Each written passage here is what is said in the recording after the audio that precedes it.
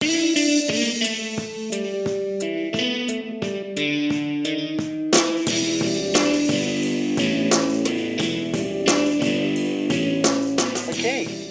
Nick Marsh, understand that you've been working on a project called Living Well.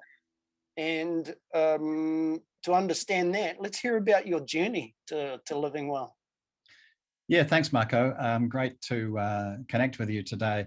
Yeah, I think it's interesting. Many people like myself have sort of, over life, you've sort of tried different things to be healthier, different things to be fitter. You've tried to lose weight, all these kind of things, trying to make things better. And I guess now I've passed a very magic number called 70. The mind concentrates wonderfully about, hey, what do I need to be doing to make the remaining years of my life really great, as opposed to full of disease or depression or whatever. So that's kind of my journey, and essentially what really blew me away was doing a year's study of the hemp plant and the whole issue of the cannabinoids and how the cannabinoid system works inside the body, and all of that thing, which was an eye-opener to me, absolute eye-opener, that all of this knowledge and wisdom in very old cultures, particularly the Chinese culture, in this case about the hemp plant, which is often called mankind's companion plant, which is a pretty big rap for it, and that's what it is, particularly in the Chinese tradition. And they were writing, the healers were writing about all the different aspects of hemp back in 5,000 years ago. I mean, this is like really amazing stuff. So that really blew me away and caused me to realize that inside the body, I had not much of a clue about how it worked, really.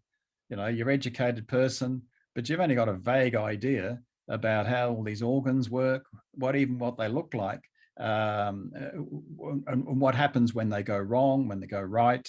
And so I kind of realized, if you want to really live a long, healthy life, you sure as hell better find out more about how it all works, and particularly about really your own particular, I guess, bespoke strategy of how to extend the healthy life. And I guess the thing that really struck me in the research on longevity is that in New Zealand, say, an average man can live to around 80. Okay.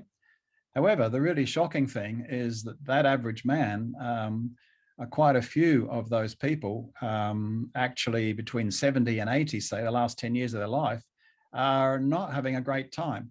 Either from diseases, autoimmune diseases being the worst, and sort of lack of mobility, a whole lot of things. And you see this in the street all the time, that people may be living longer than they used to, their fathers used to, but what's the point if the last 10 years is pretty crappy? So I thought to myself, what can I do to avoid the crappiness? And the first— There's actually a phrase for that, Nick, and it's called not living longer, but dying longer.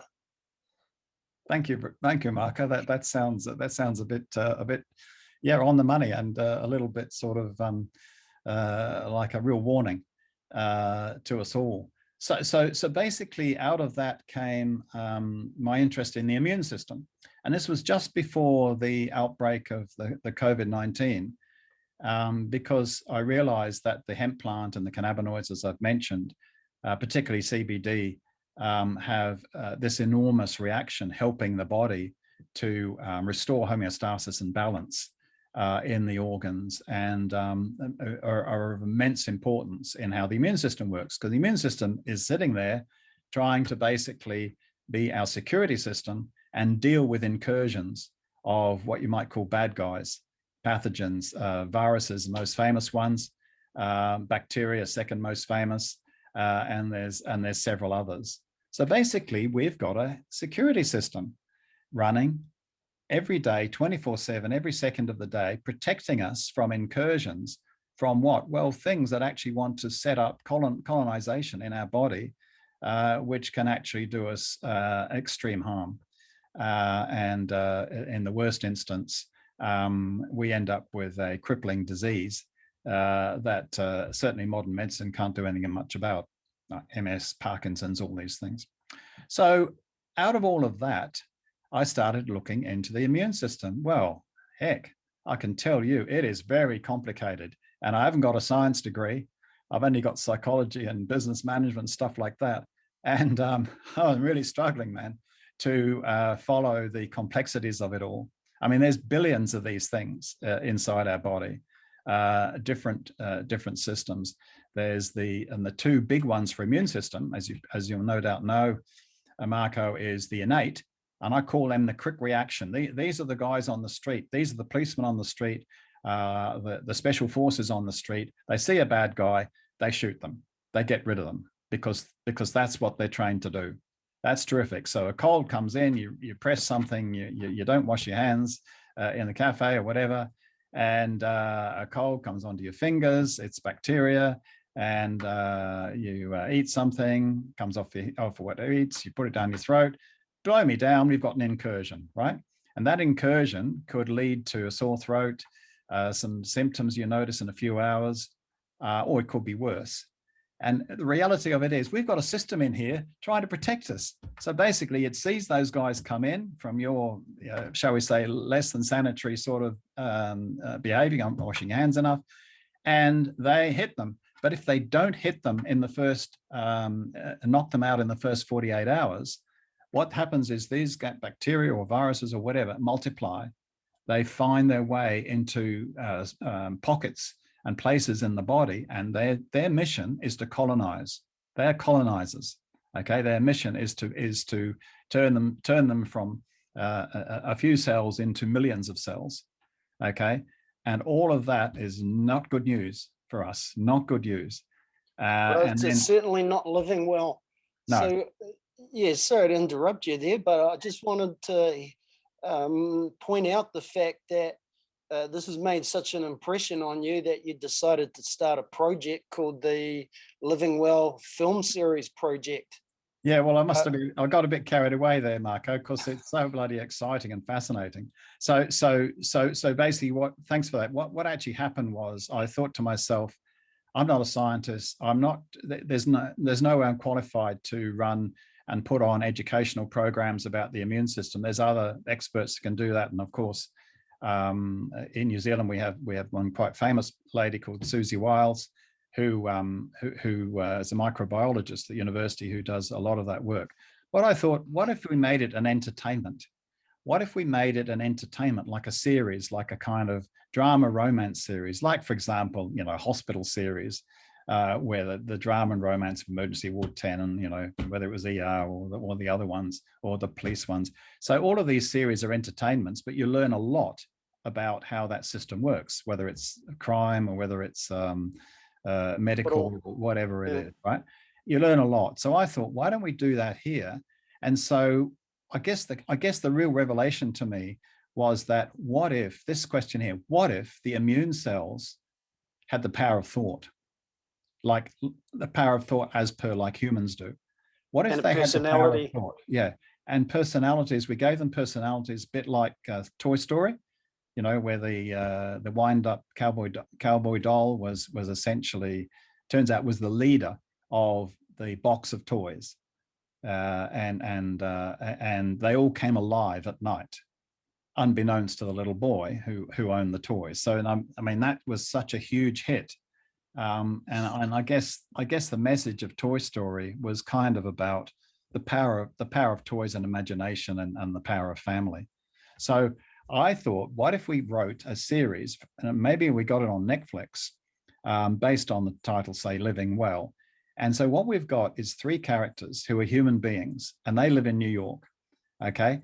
And they're kind of friends, and 2 of them have been in a relationship. They've just broken up. And they have varying degrees of attitudes to health. So ranging from one who's a bit of a wellness guru at the other end to one who basically rubbishes the whole thing, and probably, to be fair to say, trashes his body but doesn't care, right? And then we've got 6 immune cell characters. So we've got a T cell guy called Taika. We've got a memory cell lady called Queenie, And we've got Uma, and Uma is essentially a monocyte. She patrols the blood, and she turns into a thing called macrophage, which actually eats bad guys. It eats them, which is pretty gruesome. So, and we've got a couple of others. So essentially, what we're doing in the first scene is we're going to a meeting of all of the cells, of reviewing their last year and how's it been going for them all. And it's kind of the awards ceremony. So we basically get to meet these guys as if they were people, and get their story, the real juice. And then in the next scene, we go into the apartment of two of the characters, and we find out what they're doing, okay, with their life, etc., and their ups and downs and their stress levels. Then we go back to the immune, and we've got a control room where the head of the immune division has screens for every single key cell in different parts of the immune body, which is obviously the lymphatics. It's all like CNN, got screens for everything. So she monitors everything. And so when an incursion happens, she's onto it like a flash, and she goes straight with video to the site of where the problem's there and how her people are responding. So it's kind of like you're going right into the world of the immune system via these characters and via the crises of stuff happening to the body. In this case, we focused in the first episode just on the body of Sam, who basically is the great body trasher. He doesn't give a goddamn until something really bad happens to him, and he realizes that he gets close to death. So he kind of has a bit of a reawakening as to whether he's on the right track with his belief system. So anyway, the idea is a bit of a soap opera, a bit of fun, a bit of romance, but essentially we're going into a world none of us know about and none of us have imagined as something interesting. And then the real kicker is, what if we could actually communicate with these cells?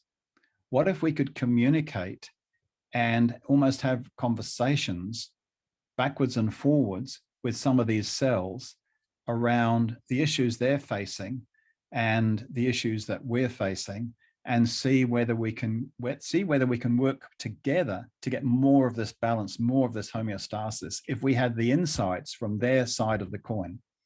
So what part of production are you up to? Well, what we've got is we've got a first episode, which is 6 scenes, and the script's been written, and we're going to be testing to see whether it makes any sense in terms of the script. And on the 22nd of March, we've got an opportunity to invite a few people to be exposed to the project and to, in a sense, test whether some of the extracts, which will have audio recordings, whether they're interesting or not, or whether this is just the fanciful delusion of one guy with too much imagination. So it either clicks or it doesn't click, and that's what I want to find out. Because if it clicks, we could use these stories in all sorts of ways. I mean, the Netflix is the ultimate goal, but we could be doing all sorts of things. We could do in podcasts. We could be doing all sorts of things that get people interested in wellness through realizing that it's their relationship with their body and with the intelligence within their body. There is intelligence within our own body, but it can't get through to us unless we are really quite highly attuned to hear intuitively and other ways, to hear what these characters, bacteria and all these good guys we've got inside our body, what they would like to tell us. I guess that must be the definition of consciousness, to be conscious to the fact that, the ultimate consciousness would be where you can actually talk and communicate with those systems. Yeah, well, funnily enough, one of the characters, a lady called Charlie, is she basically spent some time in India in a couple of monasteries, and she basically was taught very, very highly advanced meditational techniques to do just that. So she had experienced that connection from the teaching of very advanced abbots and teachers in those monasteries. And she's come back to New York and she wants to share that knowledge, but share it in a way that doesn't freak people out, that is practical, that people can get at least an inkling of the messages coming. And interesting enough, if you look at the physiology, there's a thing called the vagus nerve, which is in the gut, and it's the basis of what we know as the gut, meaning it is a second brain.